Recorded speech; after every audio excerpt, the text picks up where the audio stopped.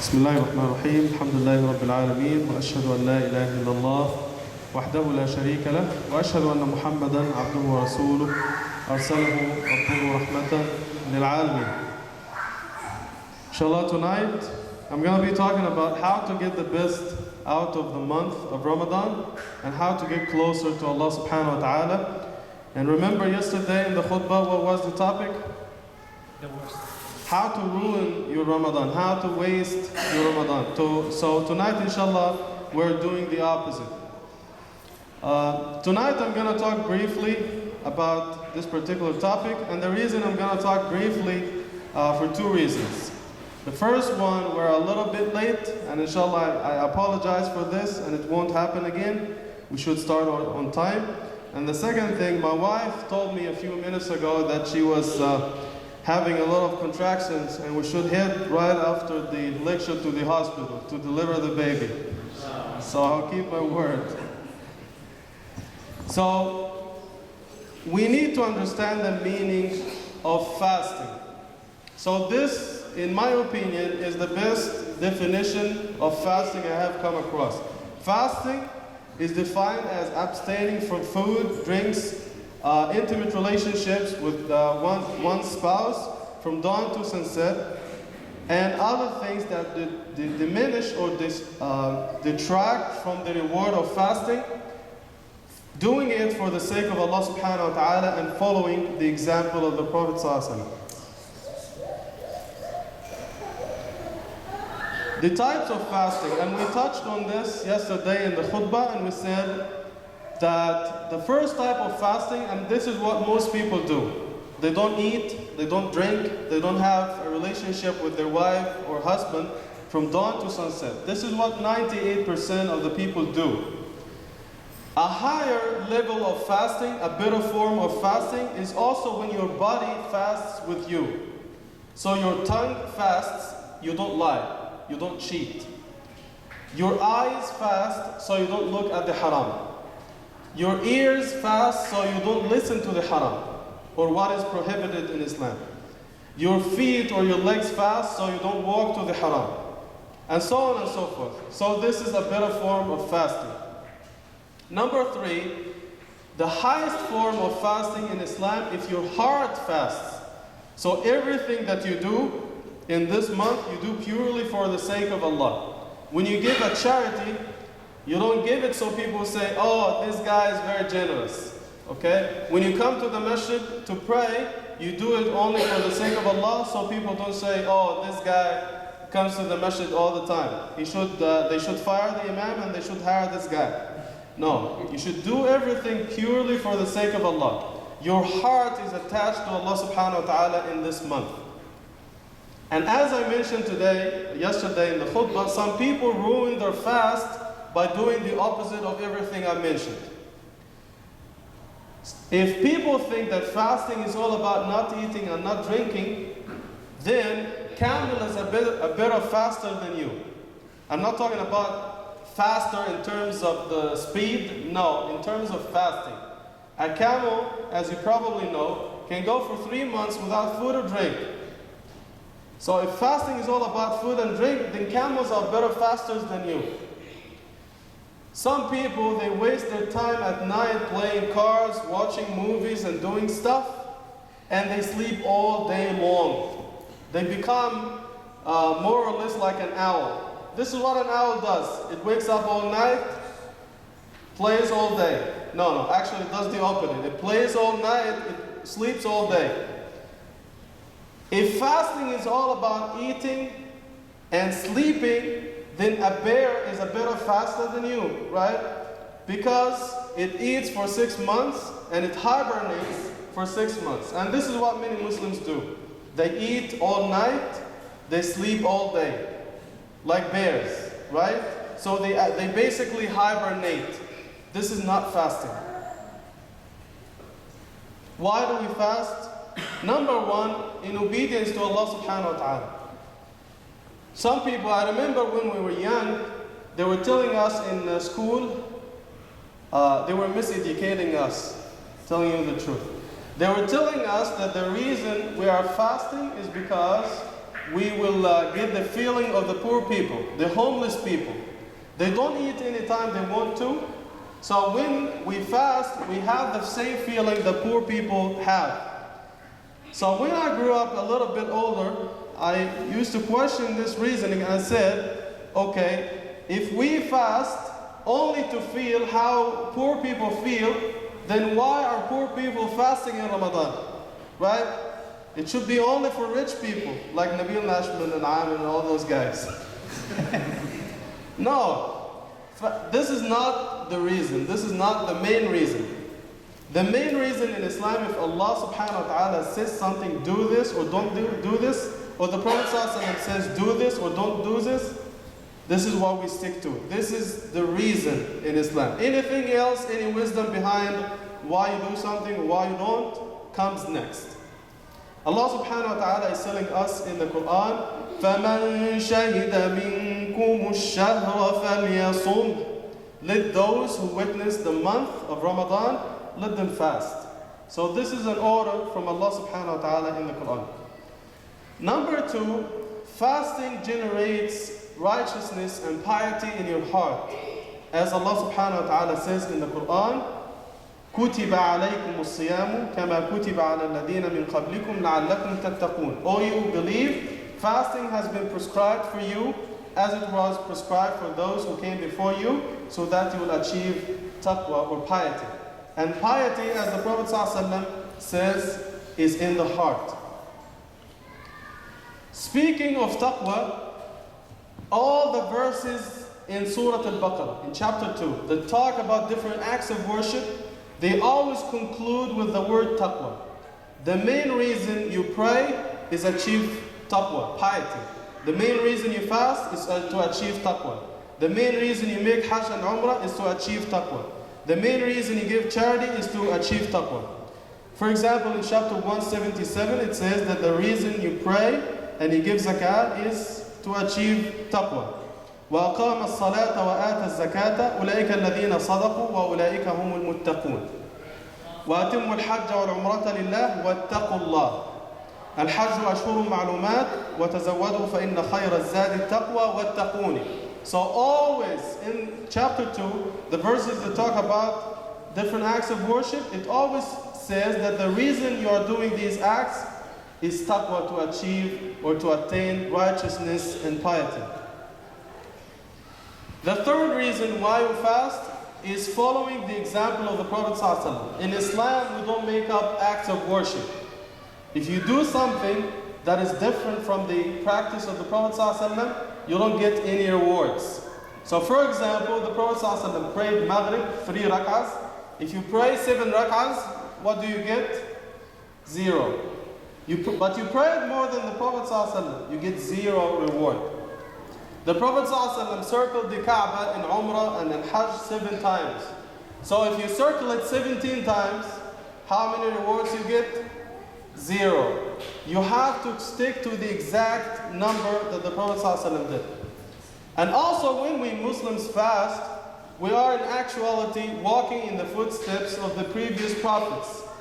It says, for example, in the Bible and also in the Quran that Moses fasted for 40 days. The same way that Muslims fast. During the day, he ate during the night. Isa or Jesus, he did the same thing for 40 days. He fasted during the day and he ate at night. Dawood alayhi salam, David, he fasted during the day, he ate at night, the Prophet ﷺ, and so on and so forth.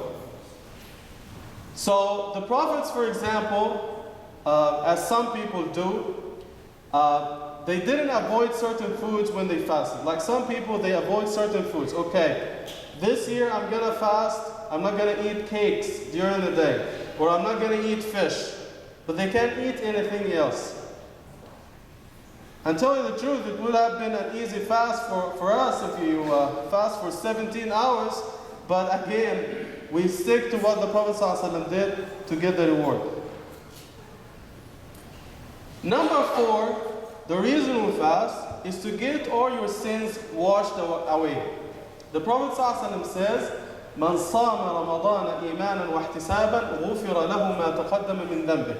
Those who fast in Ramadan, hoping to get the reward from Allah subhanahu wa ta'ala, and they fast believing that fasting is an obligation on them, they will get all their previous sins forgiven.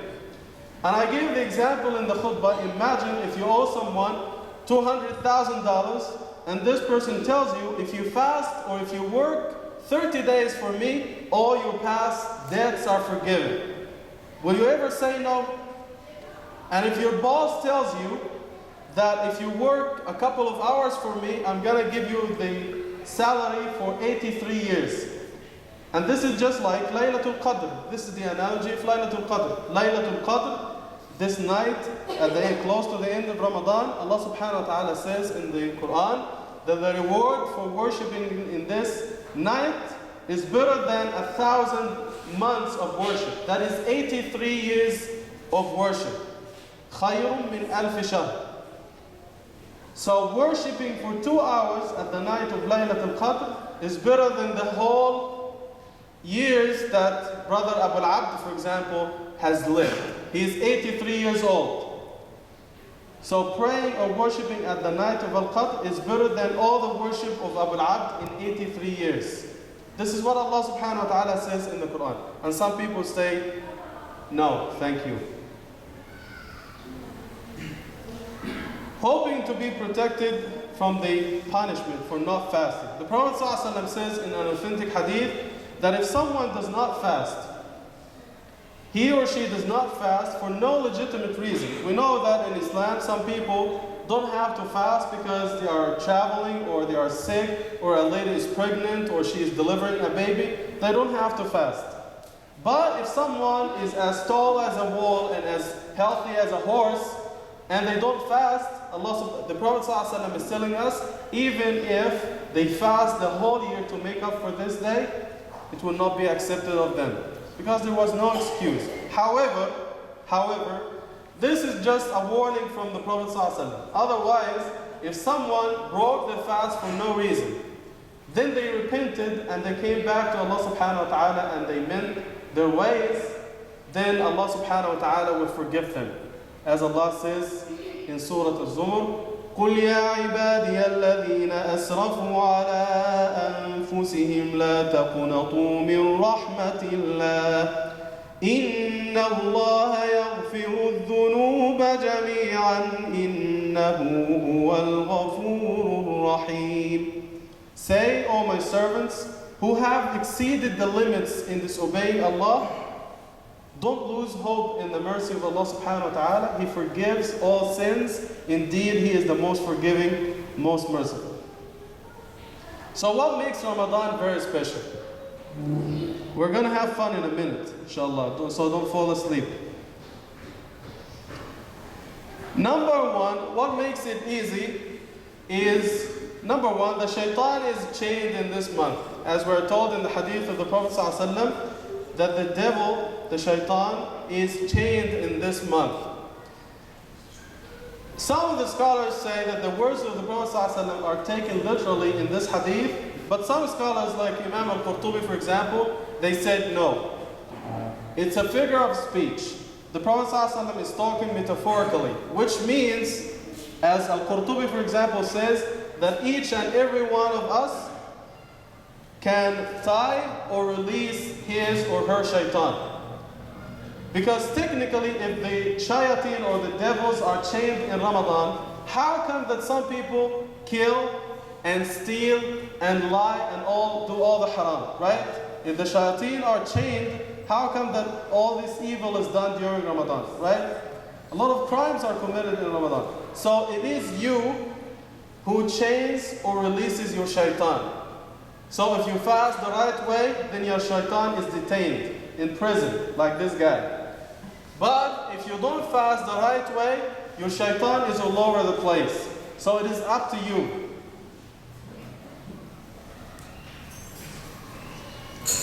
Ramadan is the month of the Quran. The Prophet ﷺ always, as mentioned in the hadith, he always reviewed the Quran with Jibreel alayhi salam once. But when it was the last year, in the last year that the Prophet ﷺ died, he reviewed the Quran twice with Jibreel alayhi salam. And we are told in the Quran شهر رمضان الذي أنزل فيه القرآن هدى للناس وبينات من الهدى والفرقان. Ramadan is the month in which the Quran was revealed. We're also told in the hadith, authentic hadith of the Prophet ﷺ, that Ramadan, the fasting of Ramadan and the recitation of the Quran will come and make shafa'ah, intercession for you on the day of judgment, and the intercession will be accepted. We know that only 18% of Muslims are Arab, right? Only 18% of Muslims, they can read the Quran in Arabic. But what about the great majority of Muslims who don't know how to read the Quran in English? How can I get the reward in Ramadan for reciting the Quran, although I don't know how to recite, right? There are several options. Number one, if you are not able to recite the Quran, because Arabic is not your native tongue, then you can listen to the recitation. And in this case, you will get the full reward for listening as if you recited yourself. Which is even better is to listen to the recitation of the Quran in Arabic, followed by an English translation, for example, or Somali translation, right? To get the reward. If you try to recite in Arabic, although it's hard on you, then the Prophet ﷺ says that those who recite the Quran fast, like myself, they will get one reward. But if you push yourself a little bit harder, you try to recite in English, in Arabic, although it is hard, you get two rewards. One for reciting and one for the effort. So me and somebody who doesn't know the Arabic language will be reciting the same page, and he or she will get two rewards. For every letter they recite, I get one reward. And this is fair enough. So again, if you are not able to read in Arabic, you can listen to the Arabic followed by the English translation. Or, some even said, if you just read the English translation, just the English translation in Ramadan, inshallah you will get the reward for reciting. Because as you know, in Islam, you don't get the reward for the act of worship per se, but you get the reward for doing your best. Even if your best is not good enough, you still get the full reward. Ramadan is the month of patience. And the Prophet ﷺ is telling us, when you are fasting, if someone tries to pick on you or start a fight with you, don't fall for the trick and tell them I'm fasting. And I remember back home, some of the guys I used to hang out with, they used to follow this hadith, but they followed it in the wrong way. And if someone is trying to pick on you, okay, and you tell them, okay, I'm fasting. This means I'm not going to lose the reward for my fasting by fighting with you. But these guys were were saying like this, I'm fasting. Like, get off my face, I'm going to punch you in the face. They do it the wrong way.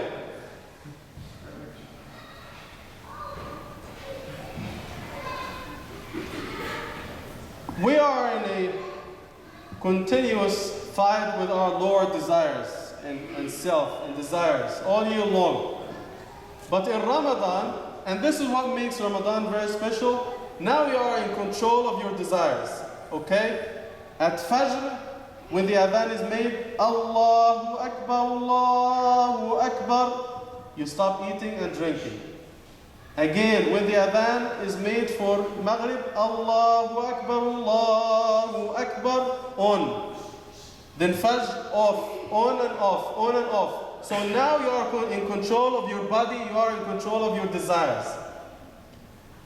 But before Ramadan, your body in actuality is in full control. Okay, when you are hungry, you just walk like this to the fridge, even in your sleep. You have no control over your body, right? Yeah, it's funny because I remember this brother, Muhammad. Yeah, I shouldn't mention his name. He's that high. You see that thing? He is that high. So he came to me a couple of weeks ago and he said, Brother Mustafa, he's very high. So I usually ask him to sit down if he wants to ask me a question so I can hear him. So I said, what do you want? But he has a very big heart. So he said 2 weeks ago he was fasting in Ramadan, an optional fasting to get ready for Ramadan. Then he went home. Supposedly there was no one in the house. He forgot completely that he was fasting. So he literally يعني دمر الثلاجة. خدها رف by رف, shelf by shelf. He not destroyed, he devoured everything in the fridge, shelf by shelf. So after 2 hours, okay, I remember, now I'm fasting. So he came to me and said, is my fasting valid? So I said, the Prophet ﷺ said in the hadith, if you eat or drink by mistake, you should continue your fast because Allah is the one who is giving you to eat and drink. And Allah is generous. Now we have a full fridge. Now you should be controlled. And this actually happens the first 2 days of Ramadan. You're not, yet familiar with the fast, so sometimes you forget.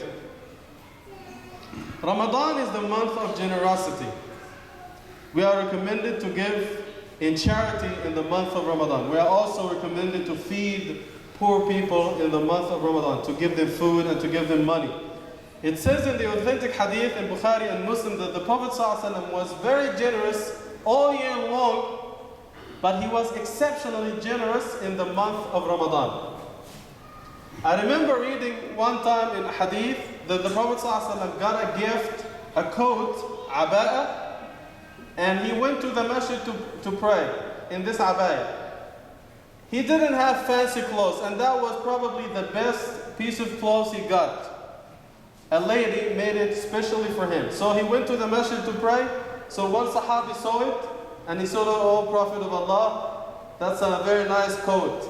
Can I get it? Give it to me." So the Prophet ﷺ took it off and he gave it to him. The other companions, after the Prophet ﷺ came to the Sahabi, وقالوا يعني استحى على دمك. النبي صلى الله عليه وسلم ما عندوش عباية. ده العباية الوحيدة اللي عنده، شكلها كويس. يعني احترم نفسك وسيب له. انت عارف ان النبي صلى الله عليه وسلم إذا سئل شيئا أعطاه. So they criticized the brother. They said that this is the best coat or overcoat that the Prophet ﷺ had. Why did you take it from him? And you know that whenever the Prophet ﷺ is asked to give out something, he would just give it right away. He wouldn't think twice. He said, Wallahi, I didn't take it to wear it.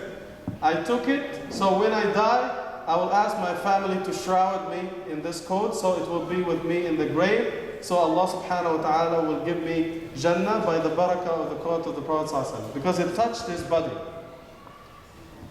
So the Prophet ﷺ was very generous throughout the year, especially in the month of Ramadan. There is another person, يعني يسمونه مضحك الرسول. اسمه النعيمان. مضحك الرسول. He used to make the Prophet ﷺ laugh all the time. He used to crack jokes and do situations to make the Prophet laugh. And I remember coming across the hadith that says that An-Nu'ayman on the day of judgment will be raised laughing.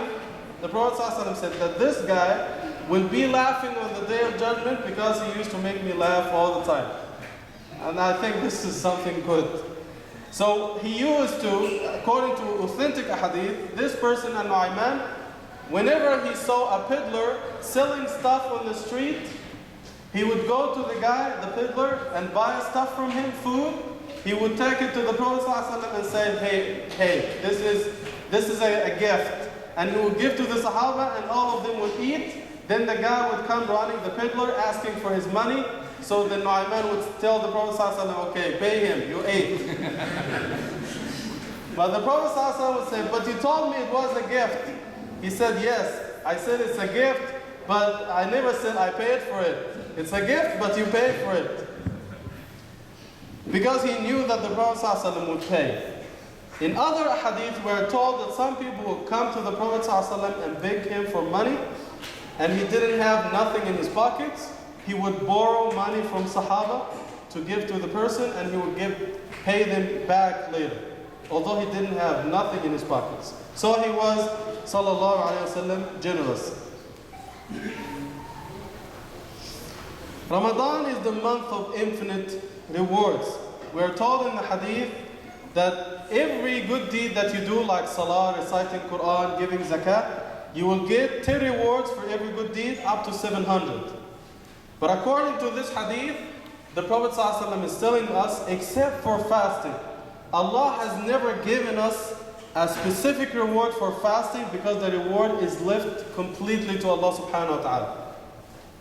كل عمل ابن آدم له الحسنة بعشرة أمثالها إلى 700 ضعف إلا الصيام فإنه لي وأنا أجزي به. So fasting is left completely to Allah subhanahu wa ta'ala. The same is also true for other acts of worship in Ramadan. So if you pray in Ramadan, if you pray dhuhr, this dhuhr will be multiplied 70 times. The reward will be 70 dhuhrs for you. 70 multiplied by 70. As the Prophet ﷺ said in the authentic hadith that the reward for a prayer, for example, or a fard is multiplied by 70. And the reward for an optional act of worship, like Salatul Sunnah, for example, equals Salatul Fard. So if you do an act of worship that is optional, you will get the reward of an obligatory act of worship. Like if you pray 2 rak'ahs before dhuhr, you will get the reward of Salatul Dhuhr. That's a fard. If you do Umrah in Ramadan, it equals the reward of Hajj, as the Prophet ﷺ says in the authentic hadith. Laylatul Qadr, if you work or you worship for a couple of hours, you get the reward of 1,000 months, over 1,000 months, that is 83 years.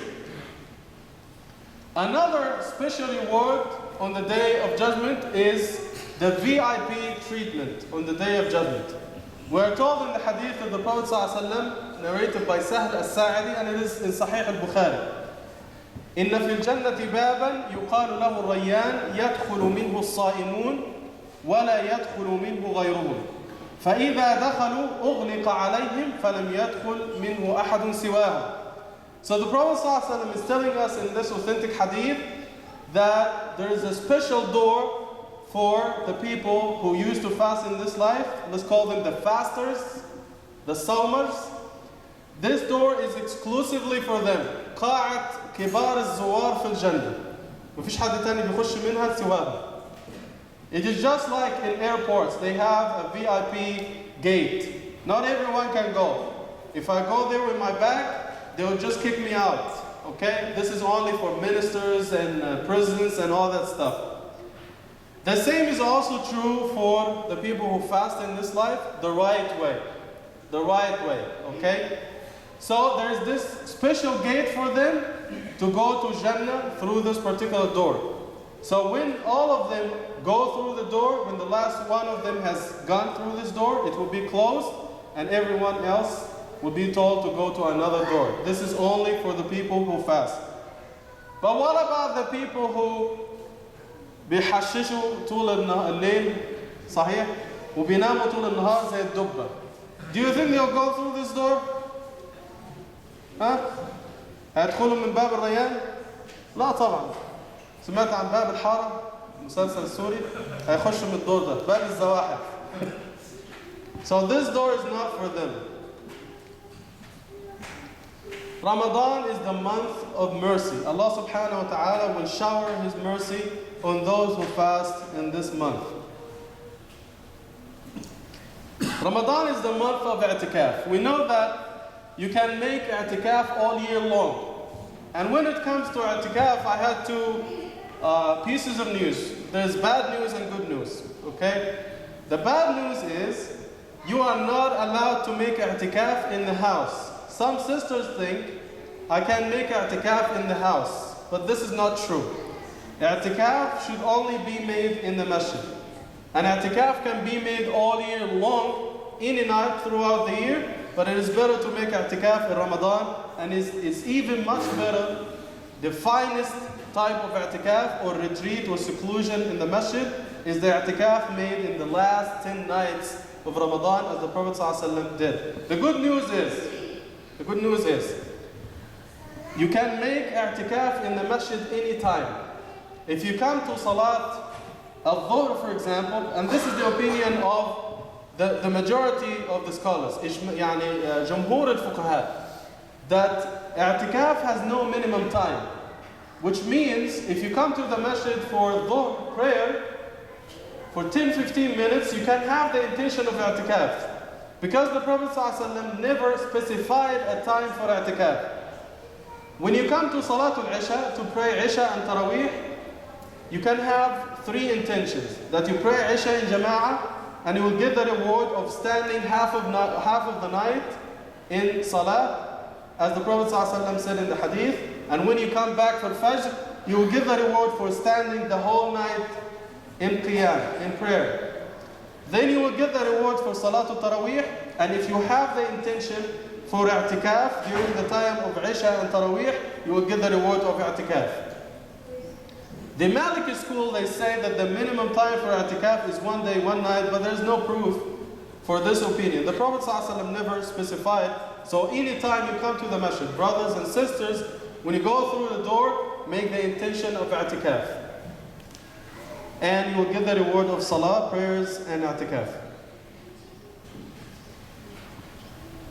The last thing I'm going to mention about what is good about the month of Ramadan is that it motivates us to have unity among ourselves. Just like the rest of the different acts of worship in Islam, like salah, we are encouraged to pray together in congregation. It doesn't matter if you are rich or poor, young or old, black or white, it doesn't matter. We're all in front of Allah subhanahu wa ta'ala. When you go for the Hajj, the pilgrimage, all the people, 4 to 5 million people will go for the Hajj in Mecca every year. Some of them are rich, some are poor, they come from all corners of the earth, black, brown, yellow, white, it doesn't matter. So, these different acts of worship teach us how to be united. Ramadan is the same thing. All of us, we observe the fasting at the same time. We start eating at the same time, at sunset. We worship the same direction, the same qibla when we pray. We worship the same God. All Muslims have the same Quran. It's only one version. And so on and so forth. However, sometimes we do some things and it gets ugly in the month of Ramadan. And this contradicts the spirituality of the month of Ramadan. We shouldn't be doing these things. Number one, the Ramadan fights. The Ramadan fights. We have so many fights in Ramadan. I mentioned some of them in the khutbah yesterday. We have a huge fight 2 days before Ramadan on whether Ramadan is tomorrow or the day after. Okay? Should we follow the same sighting of the moon, or every country has its own sighting? We have a big fight. At the end of the month, we have a bigger fight. Is the Eid tomorrow or the day after? And sometimes, I remember many years back, that the beginning and the ending of the Ramadan was sometimes politicized. يعني السياسة بتخش حتى في الموضوع. So I remember about 10 years ago, every time that Saudi Arabia said that Saturday is the beginning of Ramadan, Egypt always said that Sunday is the beginning of Ramadan. For some reason, I don't know why. Gaddafi would say that Wednesday is the beginning of Ramadan. So we have 3 beginnings: Saturday, Sunday, and Wednesday. Who is this guy? La hawla. So, and between these 2 big fights, the beginning and ending of Ramadan, we have smaller fights all over the months. Is Taraweeh 8 rak'ahs or 20 rak'ahs? A big fight. Are we going to recite the whole Quran in Taraweeh or just a few surahs? A big fight. Who is going to lead the salah? A Somali imam or Egyptian imam? Big fight. And so on and so forth. And the imam standing like this in the masjid and people fighting all the time. Please, brothers and sisters, please don't bleed on the carpet. It's new. So he cares only about the carpet. Okay. Number 2, mashallah, on the first 2 days of Ramadan, the people are very enthusiastic. They're all over the place. They're praying on the hallway, in the gym, in the front yard, backyard, in the street, on the window, on the roof, everywhere. And this is how it looks on the first day of Ramadan. People are praying in the streets. Then, for some reason, a few days later, and Ramadan is not over yet, it's the 7th day of Ramadan, the masjid is empty. The masjid is empty. And what the imams do, they put an ad in the paper. Matloob Musallin. We need somebody to pray in the masjid. Yeah, I'm gonna give you a joke, sweet joke. About, in one of those masajid, the masjid was big, but nobody was coming to pray in the masjid. So the imam basically said, he put an ad in the paper, Matloob Musallin, okay? So he said, anyone who comes to the salah will get $5 for every prayer that you do in the masjid.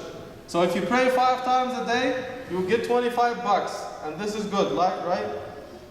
So people came the first day, the masjid was packed. They were everywhere, like ants, everywhere, mashallah. And after the first prayer, they said, where is our money? He said, I didn't say in the ad that I'm going to pay you after every prayer. I'm going to pay you monthly. At the end of the month, come take your check. So at the end of the month, the guys came to him. They stood in lines outside the masjid. And they said, where is our money?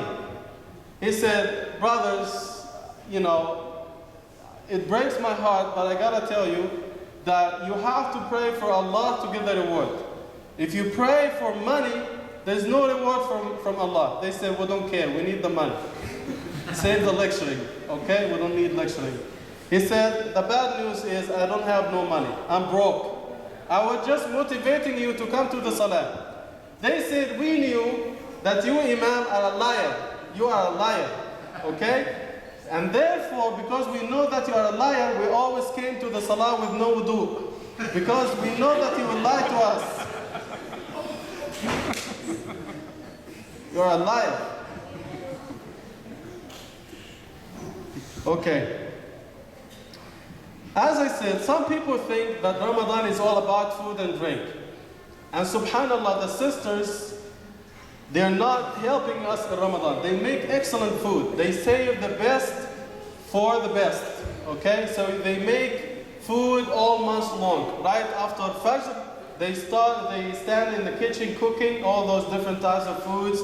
Baris and basta and qataif and baklawa, biryani and all that stuff. So this is how we look at the beginning of the month, and this is how we look at the end of the month. What is this? It's very counterproductive. We're supposed to lose weight in Ramadan, right? But this is what happens. The Prophet ﷺ is telling us in the hadith that the worst bowl or container that you can fill out with something is your stomach. Should you eat, then divide your stomach into 3 parts. 1/3 for food, 1/3 for water, and 1/3 for breath. And I remember when we were young, this guy, he was a psycho zombie. He used to misread the hadith. He used to say, فَثُلُثٌ لِطَعَامِهِ وَثُلُثٌ لِشَرَابِهِ وَثُلُثٌ لِنَفْسِهِ. المفروض لنفسه, for his breath. He used to say, for himself. 1/3 for food, 1/3 for water, 1/3 for himself, which means for food. No, it's for your breath. Okay. Yeah, this is the shaitan, by the way. Shaitan, and wallahi this happens, shaitan will always come to you once before the month begins, and he will come to you another visit after Ramadan. So Ramadan, the shaitan will come to you and say, تعال عم. تعال. So say for example, I'm the shaitan, I'm the devil. I'm playing the devil's advocate. No, come this way, man. So the shaitan will come to Amir before Ramadan and say, brother, you know I like you, right? No, I don't. Yeah. I don't like you either. So the shaitan will come. Yeah, the shaitan will come and say, bro, Ramadan is starting in a week, okay? So why don't you do all the evil things now, And when Ramadan comes in a week, inshallah, you're going to go to the masjid all the time. You'll be crying in the masjid, giving sadaqah, doing all that stuff, and Allah will forgive you. So whatever you do now, it will be forgiven in Ramadan. Okay? It happens. Then after Ramadan, the shaitan will come again. Bro, you know I like you, right? You had a good time in Ramadan. And you have a lot in your credit, a lot of good deeds. You have accumulated a lot of good deeds in Ramadan, right? So if you have all those millions of good deeds in your account, so it's not gonna really matter if you do a lot of evil deeds now, because you have a lot in your account. So this is what the shaitan does before Ramadan and after. Yeah, go. Ramadan is gone. And this is why some people were asking, why did the Prophet ﷺ fast in Sha'ban before Ramadan, and why did he fast in Shawwal right after Ramadan, the 6 days? Why? Because of this. To get rid of the whispering in the shaitan before Ramadan, right? Then he will fast in Ramadan. Then after Ramadan, he's also fasting. So the shaitan is not messing with him, right? This guy, he's a poet. I'm not going to give his name. But he used to say before Ramadan, a few days before Ramadan, I'm going to give the poetry in Arabic, then I'll give the translation. He would say, إذا العشرون من شعبان ولت فواصل شرب ليلك بالنهار ولا تشرب بأقداح صغار فإن الوقت ضاق عن الصغار. He was saying basically, he's talking to all the junkies and all the drunkards with him. When the last 10 days of Sha'ban come, keep drinking alcohol by day and night. And don't drink in small cups, because there is no time for the small cups. Drink in big cups. Why? Because Ramadan will come after and everything will be forgiven. The same mentality. Also, in Ramadan, some people are very wasteful. Okay. They make more than they can eat. And you know that in Ramadan, some people don't like to eat the leftovers, okay? So every night, the remaining food will be thrown away. If you are gonna overcook or make more food than what you can eat, I really recommend you to remember your brothers and sisters in Somalia who are dying of hunger and thirst this year. So instead of wasting your food and drink and throwing stuff in the trash, save some money and send it to them. Okay? So share. Muslims are one brotherhood. إنما المسلمون إنما المؤمنون إخوة, as Allah subhanahu wa ta'ala says in the Quran. إن المبذرين كانوا إخوان الشياطين. The wasteful are the brothers of the shaitan. So you shouldn't waste in the month of Ramadan. Oversleeping. This guy is in bed with the shaitan. So the shaitan will always come to you before salah, especially salatul fajr, and will say, bro, you know, you are waking up very early for fajr, okay? It is true that the adhan was made like 2 minutes ago, but in Masjid Al-Rashid, they make iqamah 20 minutes after adhan, and you live 2 blocks away, okay? So sleep for now, and inshallah, I promise you, Allah, I give you my word, I'm gonna wake you up in another 10 minutes. The next thing is, you wake up right before dhuhr, right? It happens all the time. And wallahi, sometimes, this is, correct me if I'm wrong, it happens. And it happened to me before. Sometimes, especially before exams, sometimes I had some sleepless nights, sometimes before Ramadan, because of anxiety and what have you. And wallahi, sometimes you just think, if you just start to think about making dhikr or remember Allah, or when the adhan is made and you just think about standing up to pray, this is what happens. I don't know why, but it happened to me several times. So if you are not able to sleep, just think about standing up and praying 2 rak'ahs at night, or saying dhikr. Wallahi, you will sleep right away. It's better than sleeping pills. Pills, no pills.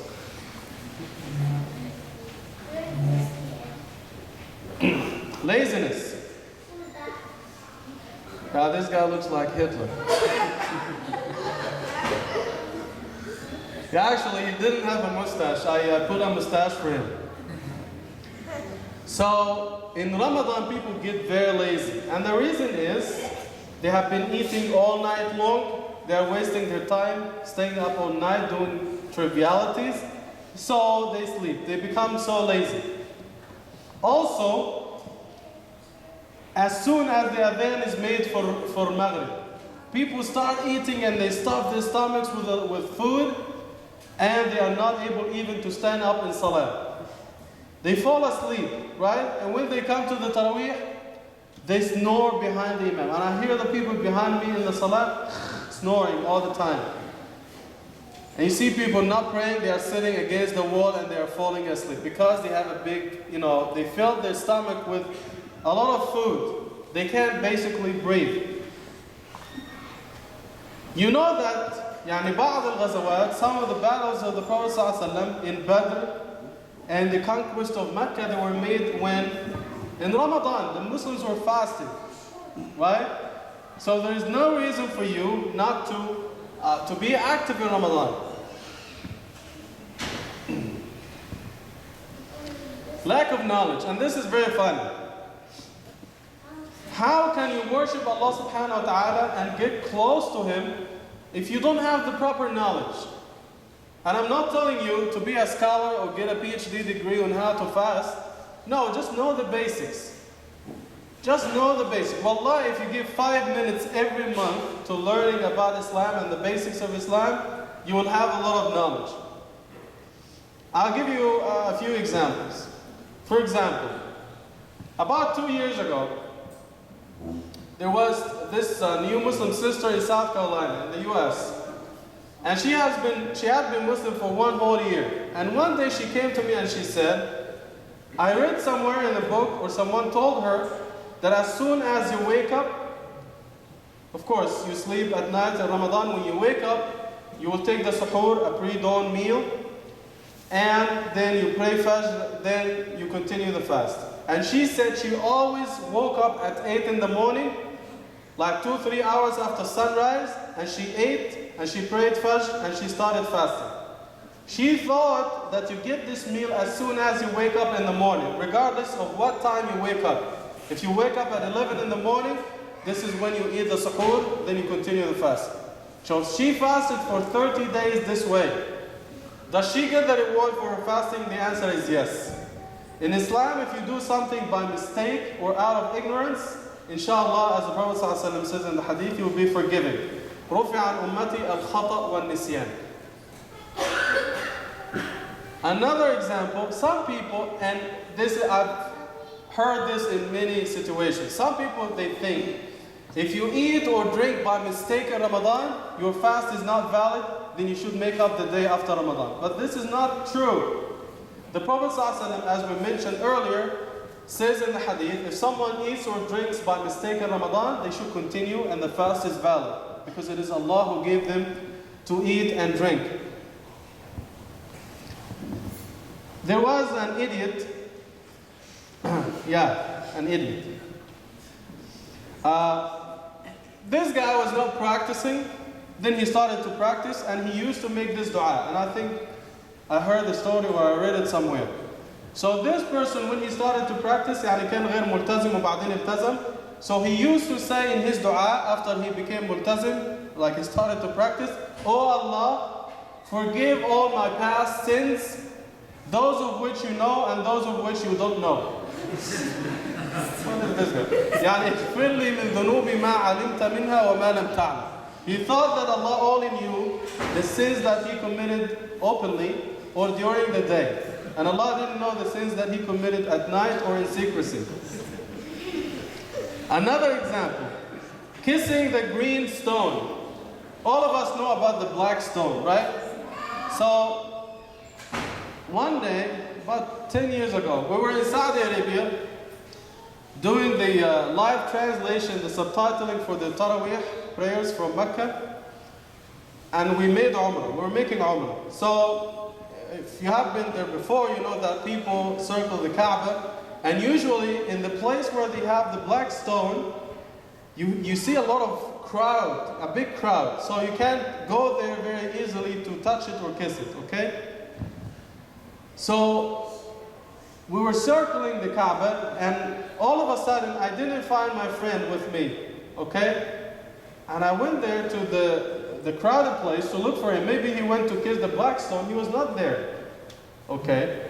So I started to circle again, and I saw him kissing. You see the golden door of the Kaaba? And there is a green step below the golden door. And this guy, he jumped on the green step, and he was kissing it. And I said, what are you doing here? He said, I'm kissing the black stone. I said, you blind, it's green, it is not black, right? So we used to joke after this, and I always asked him, what color is the black stone? And he always said green. One brother, he told me that he met someone, you know the Masjid al-Haram, the masjid itself, you have the Kaaba inside, but the masjid itself, he said, wallahi, he met someone somewhere from Africa, okay? He was making tawaf around the Masjid al-Haram from the outside. It would take hours. Wallahi, he said that he didn't know. He thought that he should make tawaf from the outside, not from the inside. And I thought, didn't he, wonder why no one was making tawaf with him? He was the only one. Yeah, weird. In another instance, one brother, he lived in Saudi Arabia for about 20 years. And he said 1 year he was making a tawaf around the Kaaba, and he heard this kid asking his mom, Mom, why are people circling the Kaaba? So his mother said, son, we are circling the Kaaba because the Prophet is buried inside. She told her son that we are circling the Kaaba, we're making tawaf because the Prophet is buried inside the Kaaba. But she didn't know any better, because she thought that the Kaaba is covered with black, maybe the Prophet is, she didn't know any better. You should try to get some knowledge. Try to get some knowledge, okay? It is not hard anymore. Okay, 500 years ago, if someone didn't know something, maybe they had an excuse. But now you have full encyclopedias under your fingertips, right? The computer and the internet. It's very easy. You can just call the Imam up. You wake the Imam up, like 3 in the morning.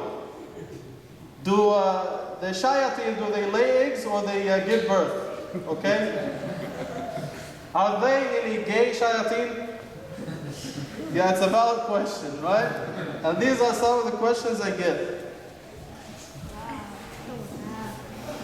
Yeah, I made the second one up. It's not a question.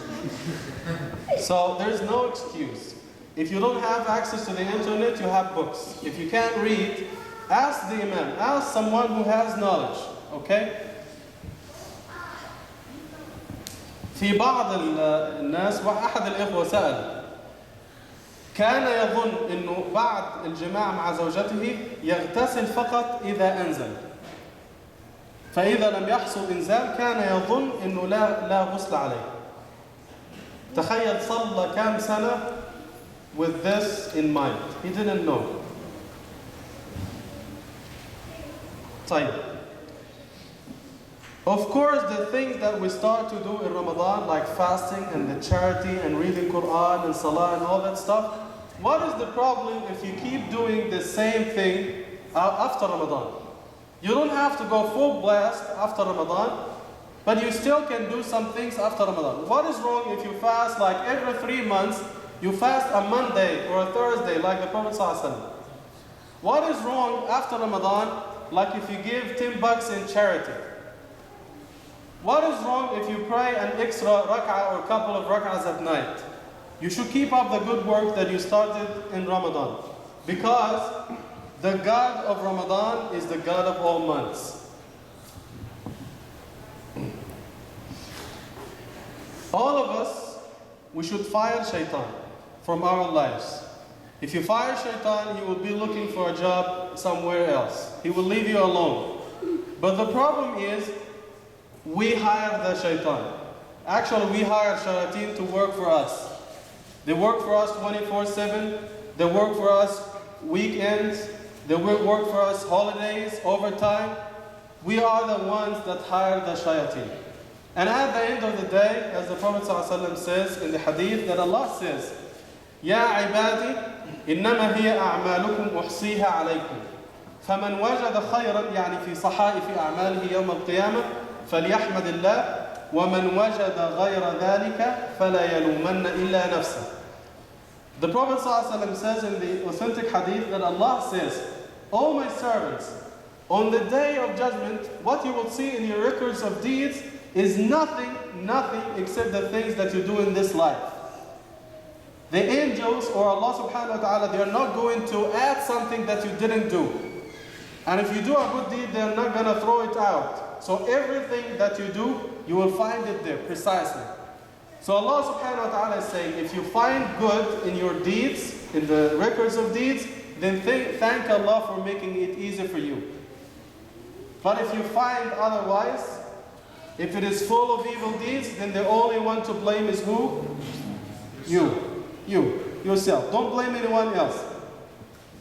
We ask Allah subhanahu wa ta'ala to accept our good deeds and to forgive our sins. And inshallah, we open the door for questions and answers until the time of Maghrib, inshallah. Questions? We'll get one question from a brother and one question from a sister. We'll get from the brother. Siwak. Yes.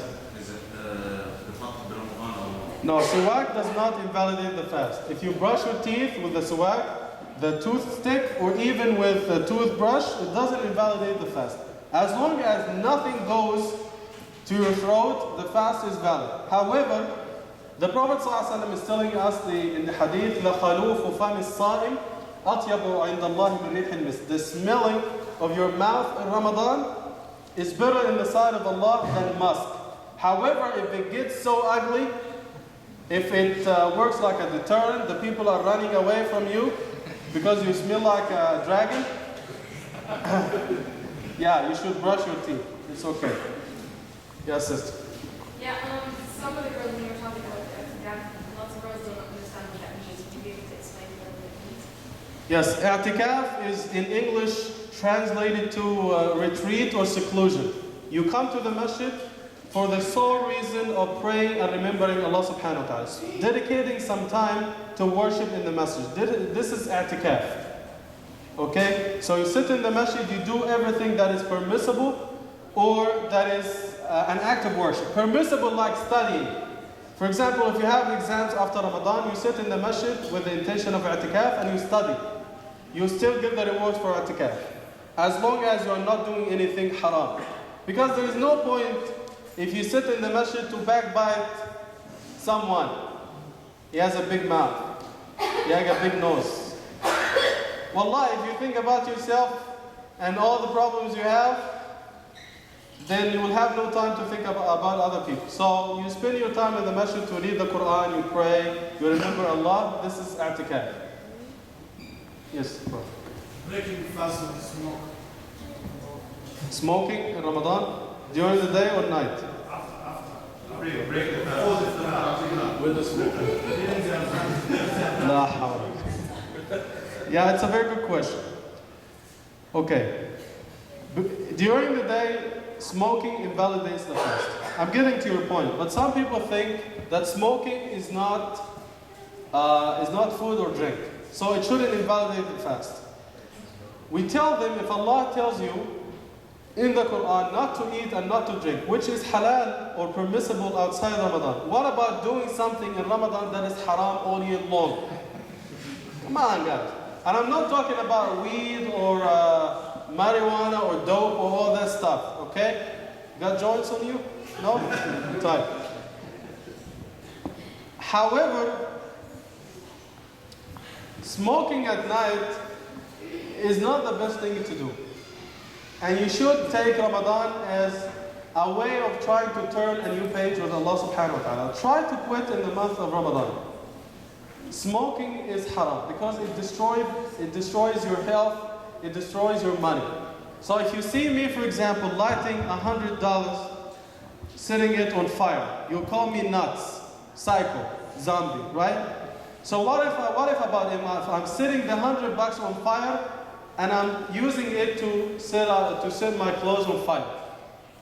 So you are destroying your money, you are destroying your health. However, if you do it at the night of Ramadan, then it is something that should be frowned upon. It is something that you should do. Whether or not, it doesn't invalidate the fast, okay? Because you smoke at night. But it may detract or diminish from the reward of the fast. Because it contradicts the taqwa of Allah subhanahu wa ta'ala. So you should try to quit in the month of Ramadan. Allahumma salli. Yes, sister. I was just asking a question. What if the person cannot fast? What do they have to do? They want to understand what they have to do. If they can't fast the month of Ramadan, what do they do then? Okay. It depends on the reason why someone is not fasting.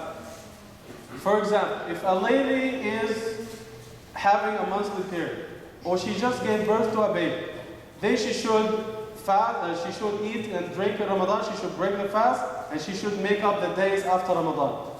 And she doesn't have to fast all the days like one shot. She can fast Mondays and Thursdays. Okay? She can spread out the fast of the 30 days throughout the 11 months of the year. If a lady is pregnant or she is nursing, then it is permissible for her to eat and break the fast in Ramadan. She doesn't have to, but it is permissible for her. Then after Ramadan, two options. Either to feed a poor person for every day or making up the days again. So the two options are there. But what if they're sick and they can't fast? Yeah, I'm getting to this point. I'm giving you the different reasons why some people may break the fast. If someone is sick, there are two types of sickness. If someone has swine flu or someone has a fever, just for a few days, if they take the shots, they will be fine, okay? In this case, they should make up the days after Ramadan. But if someone is chronically sick, if they fast, they will die. Someone has is diabetic, okay? They have to take insulin injections all the time. Or somebody has cancer. They have to take medication all the time, and the doctor told them that there's probably no chances of recovery. So in this case, they don't have to fast at all. To the end of their time, they don't have to fast. But they should feed a poor person for every day. They should buy food for a poor person or pay them about $7 to $10 for every day to buy food. If someone is a traveler, then it is permissible for them to break the fast and make up the days after Ramadan. So these are the different reasons why some people can break the fast and make up the days after Ramadan. Yes? Okay, it's a very good question. The word qiyam in Arabic, the word qiyam is a very general term. It means standing in prayer. This is the literal meaning. So this includes shaf', what? And it includes tarawih, it includes salatul tahajjud. So if you do any of these prayers, it is called qiyam. Qiyam is a very general term. It covers all these types of prayer at night. Yes, you can pray any optional prayer like tarawih or shaf' or watr or tahajjud at home. You can pray in the masjid. If you pray in the masjid, you will get the reward of jama'ah. But if you don't have time, or you live far away from the masjid, you want to pray in the house, then you will get the reward. If you pray with your family, tahajjud or tarawih, inshallah you'll get the reward of jama'ah. It doesn't have to be in the masjid. It is recommended, but it is not an obligation. Yes, brother. Do you prefer to take medicine? Okay. It's close to what we said. If you take medication doesn't invalidate the fast? It's a very good question. The answer is if you take medication, oral medication like pills or syrup, if it goes to the throat and to the stomach, it invalidates the fast. But if you use the puffer, for people who are asthmatic, it doesn't invalidate the fast. Because it doesn't go to your stomach, right? Ear drops, nose drops, eye drops don't invalidate the fast. Blood transfusion from or to does not invalidate the fast. Swine flu shots does not invalidate the fast. Insulin shots does not invalidate the fast. الحقنة الشرجية اسمها بالإنجليزي. It's actually rectal injection. That's what we call it. Yeah, this is what they call it. But what is the English word? Anima? Suppository. Huh? Suppository? Well, it's No, الحقنة الشرجية. Yes. Anything that does not go to your throat does not invalidate the fast. Some people ask, can I use perfume during the day? It doesn't invalidate the fast because you don't usually drink perfume. No, outside. Yeah, another question from a sister? Yeah. Yeah. I guess the other question they want to know if, does it break your fast if you wear makeup? They want to know. Okay.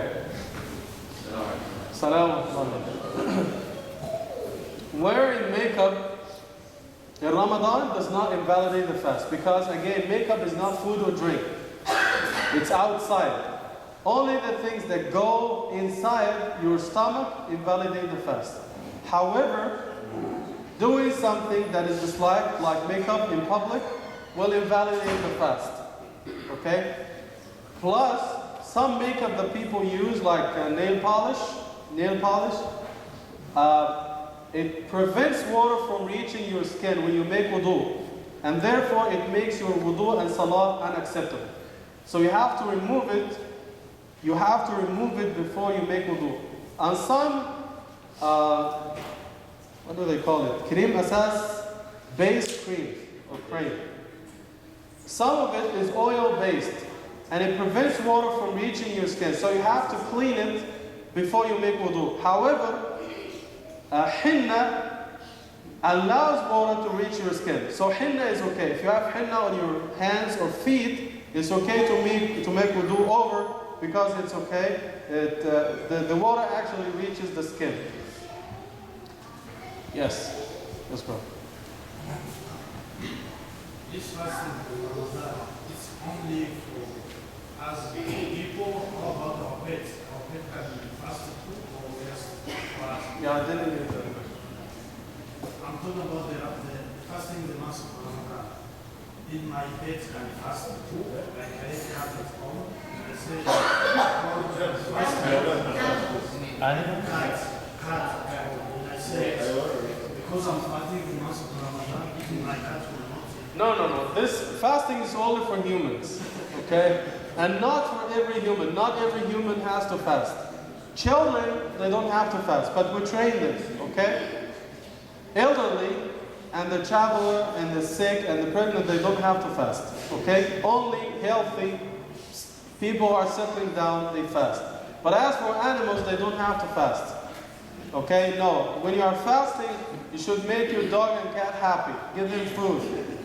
Yeah, they don't have to suffer like you. Yes, sister.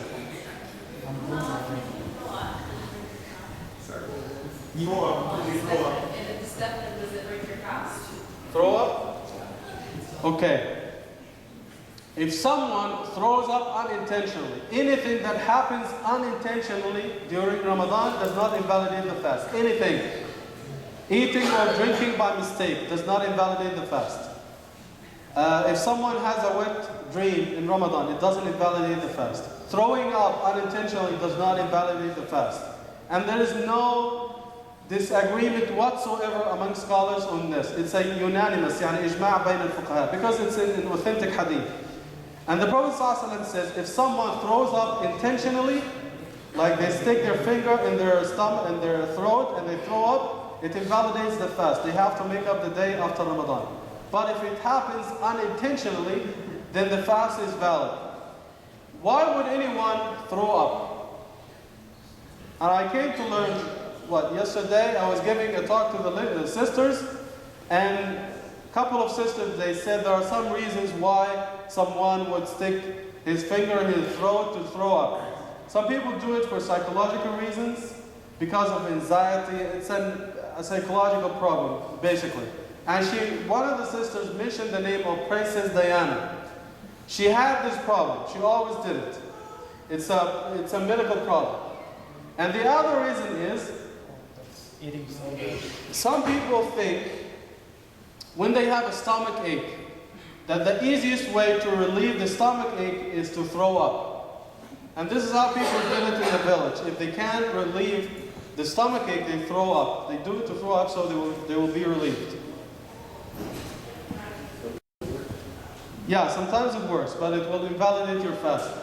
Yeah, there's a question in the back. Yes. Somebody asked me if Shaitan is locked up, why is it still that way? I know you explained it to me, but it's coming from a third person. I explained it to them. Yes. You are asking about if the shaitan is locked up in Ramadan, why some people do evil deeds, right? Is this a question? Okay. As I said, first of all, Allah subhanahu wa ta'ala makes it easy for you to do the good because everyone around you is doing the same thing, right? If you see people fasting around you, you will be encouraged to fast. If you see people praying in the masjid, you will do the same. If you see people making taraweeh, you will do like them. It becomes easy. And this is a way of chaining your shaitan.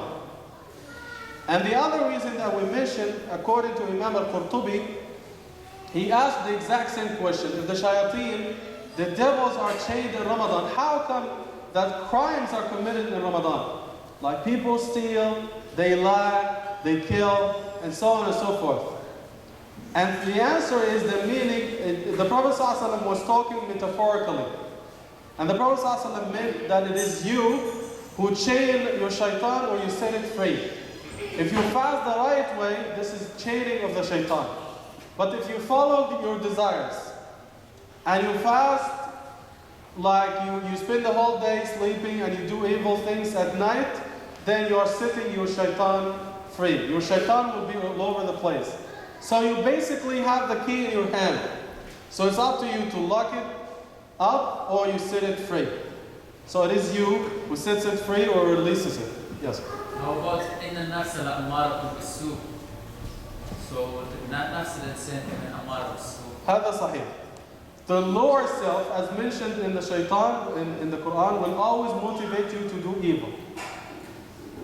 Right? But if you have this sense of taqwa in your heart, this will help you overcome your lower self and your desires. Yes. So you said that, well, Allah subhanahu wa ta'ala says that when He has never specified a word for siyam, right? Yes. But then you mentioned about how all your past deeds are fasting. But remember, this is only one of the rewards. It's not the whole thing. This is just one out of so many.